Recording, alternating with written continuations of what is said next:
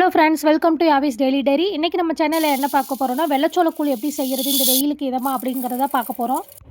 வாங்க ஃப்ரெண்ட்ஸ், இப்போ வீடியோக்குள்ளே போகலாம்.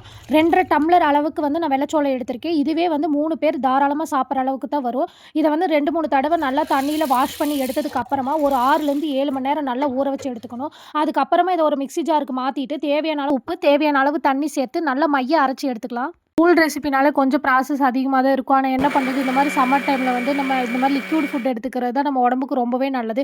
டெய்லி இல்லைனாலும் ஏதோ வீக்லி ட்வைஸாவது நம்ம இந்த மாதிரி செஞ்சு கண்டிப்பாக சாப்பிடணும். இப்போ நான் அரைச்ச வெள்ளச்சோளத்தை பார்த்திங்கன்னா ஒரு நைட் ஃபுல்லாக புளிக்க வச்சு எடுத்திருக்கேன். ஏன்னா அப்போ தான் அந்த புளிப்பு டேஸ்ட்டு வரும். இப்போ நம்ம தேவையான அளவு தண்ணியும் நம்ம டேஸ்ட்டுக்கு ஏற்ற மாதிரி மறுபடியும் உப்பு சேர்த்து நல்லா இப்படி கைவிடாமல் கிளறிக்கிட்டே இருந்தோம்னா ஒரு கெட்டி பாதம் வரும். அந்த கெட்டி பாதம் வந்தவுடனே நம்ம இறக்கிக்கலாம்.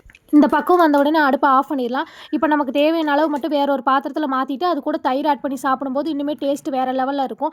அவ்வளோதான் ஃப்ரெண்ட்ஸ், நம்ம வெள்ளச்சோள கூழ் வந்து ரெடி ஆயிடுச்சு. நீங்களும் இது மாதிரி செஞ்சு சாப்பிட்டு என்ஜாய் பண்ணுங்கள். வீடியோ பிடிச்சிருந்தா லைக் போடுங்க. மறக்காமல் நம்ம சேனலை சப்ஸ்கிரைப் பண்ணிடுங்க.